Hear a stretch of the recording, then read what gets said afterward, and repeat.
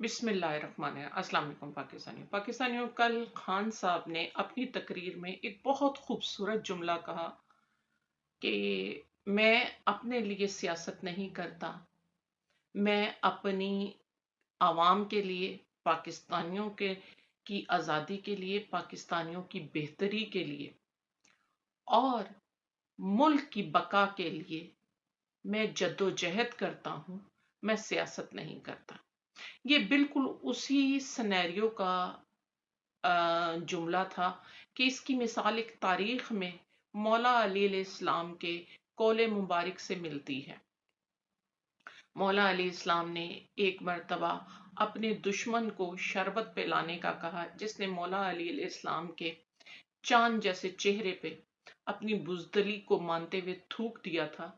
तो मौला अली इस्लाम ने उसके सीने से उठ के कहा, अब इसे शरबत पिलाओ।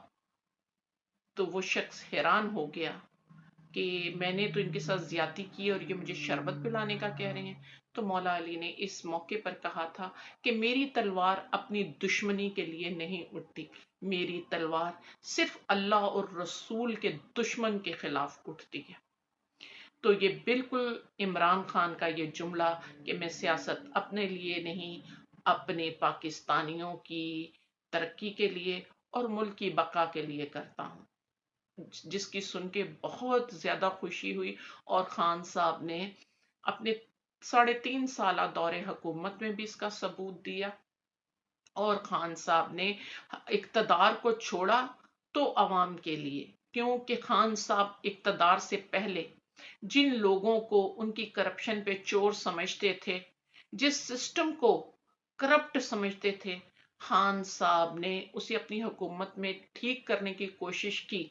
और जब उनका रास्ता रोका गया तो उन्होंने करप्ट जर्नलों, जजों और करप्ट सियासतदानों से हाथ मिलाने से इनकार कर दिया। बजाय कि वो उनके साथ हाथ मिलाते, उन्होंने ऐसे इक्तदार ही को खुदा हाफिज कह दिया।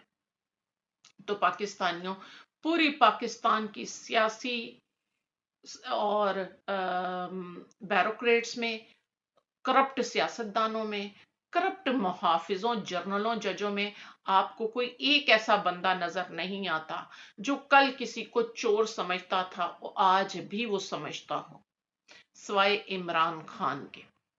इमरान खान साहब ने किसी लालच पे कोई समझौता नहीं किया, ना इक्तदार के लालच पे और ना ही खान साहब ने किसी और लालच पे।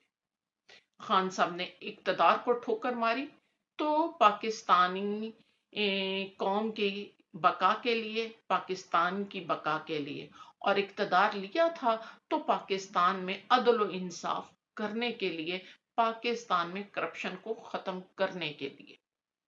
आज खान साहब ने क्योंकि अपनी तकरीर में यही कहा कि मैं तमाम लोगों के साथ, मुहाफिजी सामरियों के साथ, करप्ट जर्नल हैं जो खान साहब को थ्रेट करते हुए नजर आ रहे हैं, जो खान साहब को झुकाना चाहते हैं, हम खान साहब की बैक बन के 22 करोड़ अवाम इंशाल्लाह खड़े रहेंगे, उनका सर कभी झुकने नहीं देंगे।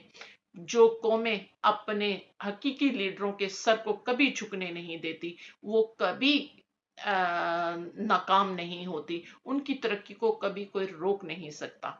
पाकिस्तानियों, खान साहब ने ये कहा, मैं सबके साथ बैठने के लिए, एस्टेब्लिशमेंट के लोगों के साथ और सब दूसरी सियासी जमातों के साथ, मुल्क की तरक्की के लिए, जो कि अभी मौशी हालात जा रहे हैं, मेरी गरीब आवाम पिस रही है, मेरा दिल खून के आंसू रोता है, मैं इसकी बेहतरी के लिए सबके साथ बैठ सकता हूं, लेकिन फिर मैं किसी अपने असूल के साथ समझौता नहीं कर सकता।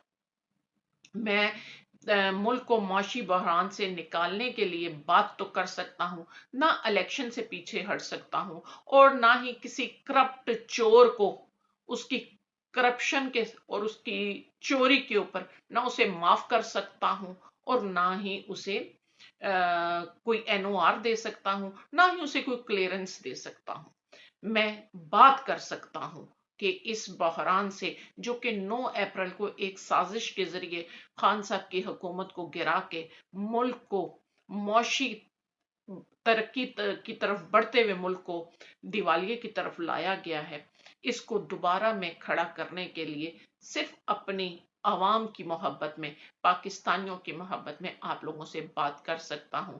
लेकिन मेरी शर्त फिर वही है कि मैं किसी की करप्शन और किसी की साजिश को उसका हाँ में हाम नहीं डाल सकता। पाकिस्तानियों, आजाद मुल्क बेशक एक बहुत बड़ी नेमत है, लेकिन ये हम पिछले 75 साल से आजाद मुल्क में गुलाम बन के रह रहे हैं। क्यों कि आजाद मुल्क में आजाद, खुद मुख्तार, ईमानतदार, साहिब इल्म, साहिब अकल और तजर्बेकार लीडर का होना भी बहुत जरूरी है। जो पिछले 75 सालों में करप्ट जर्नलों की इक्तदारों ने और करप्ट जमातों ने इस मुल्क को दीमक की तरह चाट लिया है। लेकिन पाकिस्तानियों, अच्छा इंसान, अच्छा लीडर होना एक बहुत बड़ी नेमत है, बहुत बड़ा रिज़्क है। हमारे यहाँ नेमत और रिज़्क में गंदम, चावल और फल फ्रूट को लाया जाता है।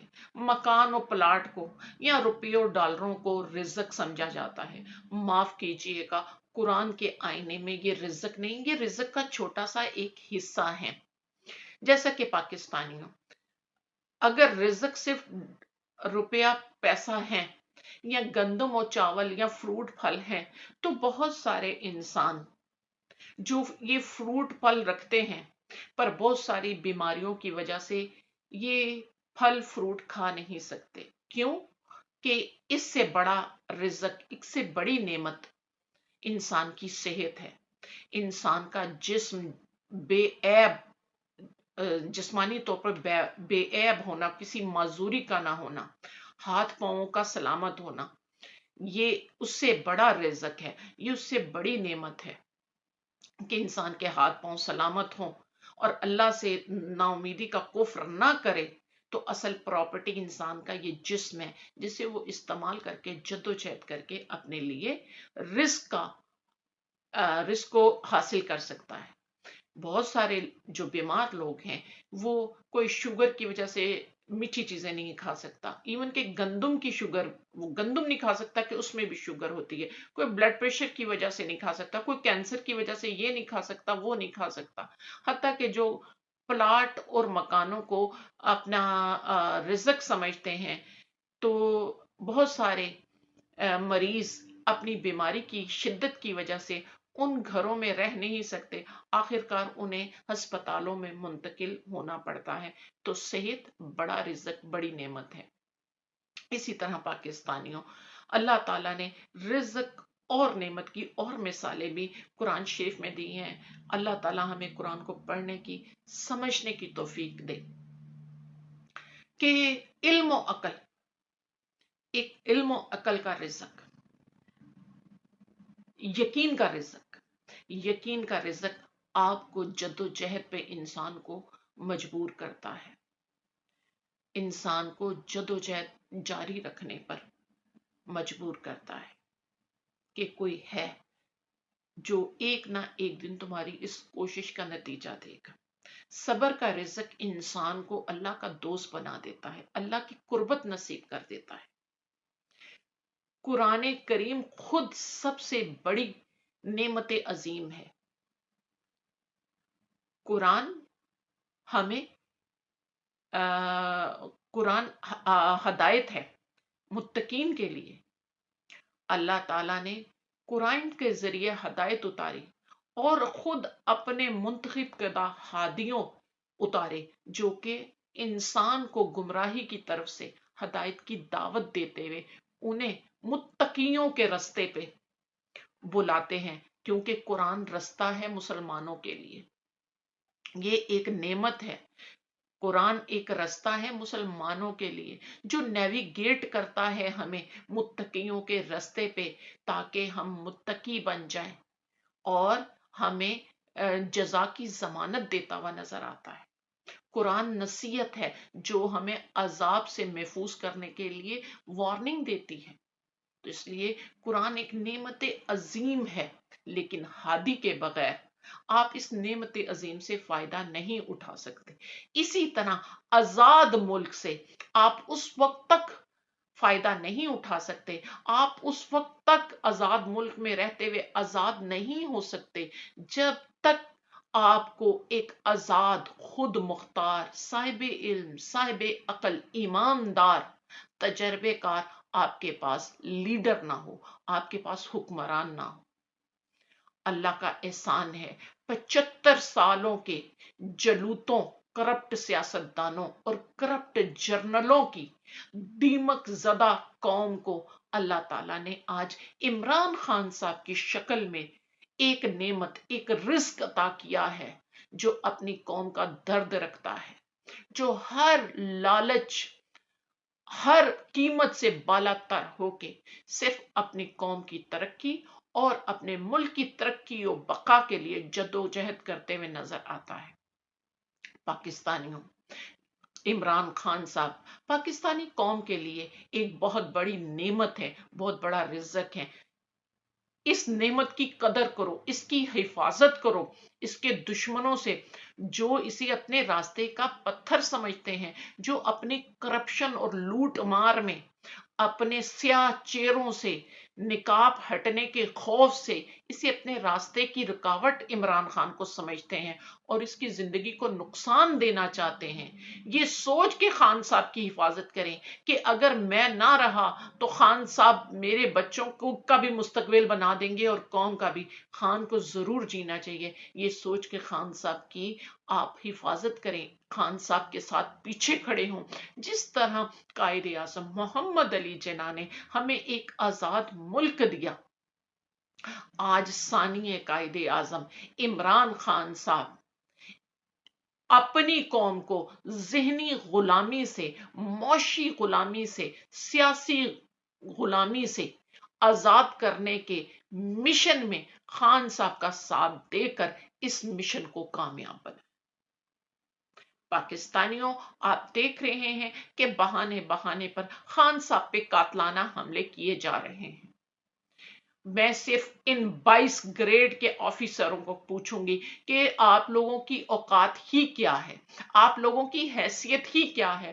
آپ کے بچے ہم پڑھاتے ہیں، آپ کو صاف پانی ہم دیتے ہیں، آپ تو اپنی تنخواہ میں سے اپنے بچوں کو صاف پانی نہیں دیتے، آپ کے گھروں میں جو نوکر ہیں ان کی تنخواہ ہم دیتے ہیں، آپ جو پیٹرول فری لیتے ہو وہ اس کا بوجھ عوام پہ پڑتا ہے، آپ کو ہم نے اپنا محافظ بنانے کی تنخواہ دیتے ہیں، آپ ہمارے لیڈر کو، آپ ہمارے ووٹوں کی ہمارے ووٹوں سے منتخب حکومت کو گھر بھیجنے کا کیسے اختیار رکھ سکتے ہیں؟ آپ اپنی اوقات کو پہچانیں، آپ کی اوقات بہت چھوٹی ہے، جو اپنے بچوں کو صاف پانی نہ پلا سکیں، جو اپنے بچوں کی اسکولوں کی فیسیں نہ دے سکیں اپنی تنخواہوں سے، جو اپنے گھروں کے میں نوکر رکھنے کا تو نشہ رکھتے ہوں پر انہیں تنخواہیں نہ دے سکیں، جو قوم کے ہڈیوں سے گودا بھی نکال کے گلف گراؤنڈ اپنے لیے بنائیں، یزیدانہ نظام کو چلائیں، یزیدانہ عیاشی کریں، آپ کو کیا حق ہے کہ آپ ہمارے لیڈر پہ حملہ کریں اپنی عیاشیوں کو اور اپنی کرپشن کو چھپانے کے لیے؟ پاکستانیوں، 75 سال سے نون لیگ اور پیپلز پارٹی نے اتنا نقصان نہیں دیا جتنا آپ کو جرنلوں نے نقصان دیا ہے۔ ان جرنلوں نے اپنی نلائکی کی حکمرانی رکھنے کے لیے ہمارے ڈاکٹر، انجینئر، طالب علموں کو اٹھا اٹھا کے کل عدم تنظیموں کا الزام لگا کے، جو کہ غیر ملکیوں کو امریکہ، یورپ میں انہیں کیوں ان کی جیلوں میں بھیجا؟ تاکہ یہ ذہین لوگ پاکستان کی ترقی کے لیے جدوجہد نہ کریں، پاکستان کو ترقی یافتہ ملکوں میں کھڑا نہ کر دیں۔ اس لیے یہ آج نہیں، آپ دیکھیں دنیا میں آج مصر کی ایک بڑی ذہین، سب سے چھوٹی عمر والی سائنسدان کو کل عدم تنظیم کا الزام لگا کے جیل میں ڈال دیا گیا۔ پاکستانیوں، اپنے اندر کے غداروں کو پہچانو اور ان کے خلاف کھڑے ہو جاؤ. دوسری قومیں تمہارا کچھ نہیں بگاڑ سکتی، وہ تمہارے سامنے آ کے نہیں لڑ سکتی. تمہارے میں سے غدار خریدتی ہیں، ان کے منہ میں حرام کی ہڈی ڈالتی رہتی ہیں اور وہ اپنی قوموں پہ ظلم کرتے رہتے ہیں. ہر قوم کے میر جعفر، میر صادق اس قوم کو دیمک کی طرح چاٹتے رہتے ہیں. اور یہ ایک ایجنڈا چلا ہوا ہے کہ اسلامی ملکوں میں جو ذہین بچے ہیں، جو ڈاکٹر انجینئر بن جائیں اور اس ملک کی ترقی کے لیے جدوجہد کرنے لگے، ان پہ کل عدم تنظیموں کا الزام لگاؤ. جیسے امریکہ نے عراق پہ لگایا کہ اس کے پاس بہت سارے ایٹمی ہتھیار کہاں تھے، لیکن عراق کو تورا بورا بنا دیا. لیبیا پہ الزام لگایا، لیبیا کا تورا برا. اب ایران کے پیچھے پڑے ہوئے. آپ کا جو ایٹم بم ہے نا، مجھے تو اس کے اوپر اس کے ہونے کی، اس کی افادیت پہ بالکل یقین نہیں، کیونکہ وہ غداروں کی ہاتھوں میں ہے. وہ جب تک ڈاکٹر قدیر خان کے ہاتھوں میں تھا اس وقت تو مجھے یقین و اعتماد تھا. جب تک تمہارے کرپٹ جرنلوں کے، جو کہ امریکہ کی ڈکٹیشن پہ لڑیاں اور بھنگڑے ڈالتے ہیں اپنی قوم کو اور اپنے بچوں کو انہی ملکوں کا غلام بنا کے وہاں رکھتے ہیں، وہیں تعلیم دلاتے ہیں. کیوں کہ جو ہمارے بچے بیرون ملکوں سے ڈاکٹر انجینئر بن کے پاکستان میں کام کرنا چاہتے ہیں، انہیں کل عدم تنظیموں کا الزام لگا کر یہ ان کے بیرون ملکوں کی جیلوں میں ڈلوا دیتے ہیں. ان بے شرموں ضمیر فروشوں سے پوچھو، اللہ ایک دن ان سے حساب لے گا. پاکستانیوں، خان صاحب کا ساتھ دے کر، یہ خان صاحب کو نہیں، یہ تمہیں مارنا چاہتے ہیں، یہ تمہیں مارنا چاہتے ہیں، یہ تمہیں غلام بنانا چاہتے ہیں. کیوں کہ ان کے آقاؤں نے کہا ہے کہ یہ چند خاندان تو عیاشی کر رہے ہیں نا. وہ ایک غریب ملک کے 200 گلف کے گراؤنڈ ہے، ان کو جوتے مار کر ان گراؤنڈوں کو یونیورسٹیوں میں بدلا جائے. اور پاکستانیوں، اب تم لوگوں نے اپنے حقوق کے لیے کھڑا ہونا ہے. صرف خان کی ذمہ داری نہیں ہے کہ کوئی ریٹائر جنرل، بریگیڈیئر سول اداروں کو میں انہیں ملازمت نہیں ملنی چاہیے. کسی ریٹائر جج کو دوبارہ یہی دیمک کے لیے ہمیں کھاتے رہے. کیوں؟